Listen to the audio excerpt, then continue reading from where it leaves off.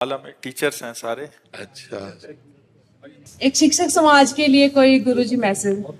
अब इस समय हम सबसे ज्यादा बैठ जाए एक बात, इस बात में परेशान है कि हमारे जो बच्चे हैं वो गंदी आदतों और व्यसनों के शिकार होते चले जा रहे हैं। चाहे बच्चा हो या बच्ची हो, ये जो गर्लफ्रेंड बॉयफ्रेंड चला है और जो व्यसन चला है, उनसे हिंसक प्रवृत्तियां बच्चों में बढ़ रहे हैं। तो हमें लगता है आधुनिक शिक्षा बुद्धि को भ्रष्ट कर रही है, बुद्धि को पवित्र कर रही है। विद्या विनयम ददाति, जब विद्या बढ़ती है तो विनय, सौम्यता, शालीनता, गंभीरता, जितेंद्रियता, ये आचरण पवित्र होते हैं। आज हमारे विद्यालय में आचरणहीनता फैल रही है। अब आप इस विषय को समझ रहे हैं ना? अगर ये आचरणहीनता संभाली जा सके तो हमारी नई पीढ़ी, जो हमारे भारत का भविष्य है, इसे संभाला जा सकता है।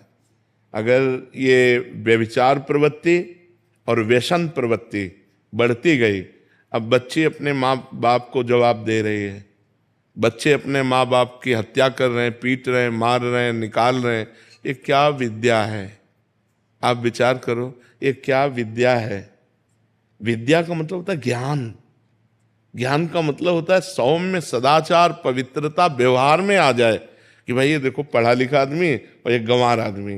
गंवार आदमी असभ्य बर्ताव करता है, पढ़ा लिखा आदमी सभ्य बर्ताव कर। तो आधुनिक पढ़ाई के साथ यदि आध्यात्मिक पढ़ाई नहीं होगी तो हमें लगता है आधुनिक पढ़ाई से कंट्रोल नहीं हो सकता।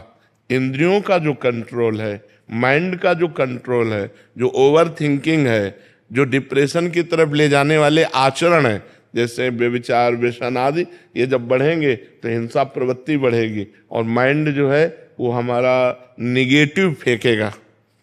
जब निगेटिव फेंकेगा तो हम चिंतित हो जाएंगे, परेशान। हमारा दिमाग यदि पॉजिटिव है तो हम बड़ी से बड़ी विपत्तियों को भी क्रॉस कर सकते हैं। अगर हमारा दिमाग निगेटिव है तो हर सुख सुविधा में भी हम जलेंगे, बैठे जलेंगे। तो हमें लगता है पॉजिटिव दिमाग होने के लिए सबको, जैसे गीता जी है, भागवत जी है, नाम जप है, ब्रह्मचर्य है, इन पर प्रकाश थोड़ा, अगर आध्यात्मिक प्रकाश नहीं पड़ा तो ये बच्चे हमारे बिगड़ते चले जा रहे हैं। आप देख रहे हैं ना कहाँ जा रही है आगे वाली जनरेशन? हाँ, क्या नहीं करेंगे मालूम। ये बच्चे? यही हमको भी चिंता हो रही है। जब हम यहाँ बैठ करके जब प्रश्न करते हैं ना बच्चे, और जब उनकी हालत देखते हैं तो हमें चिंता हो, क्योंकि हम तो संसार में जाते नहीं, लेकिन संसार अपने पास आता है। तो उसकी जब भावनाएं देखते तब लगता है कि अब जो पीढ़ी आ रही है, ये आखिरकार पढ़ लिख कर गृहस्थ बनोगे तो ये क्या पढ़ाई लिखाई है? ये क्या पढ़ाई लिखाई? तुम्हें कम से कम अपने जीवन के परिणाम को तो देख सको कि हमारा जीवन किस दिशा में जा रहा है, हमारा परिणाम क्या होगा। लेकिन ये विद्या काम नहीं कर रही।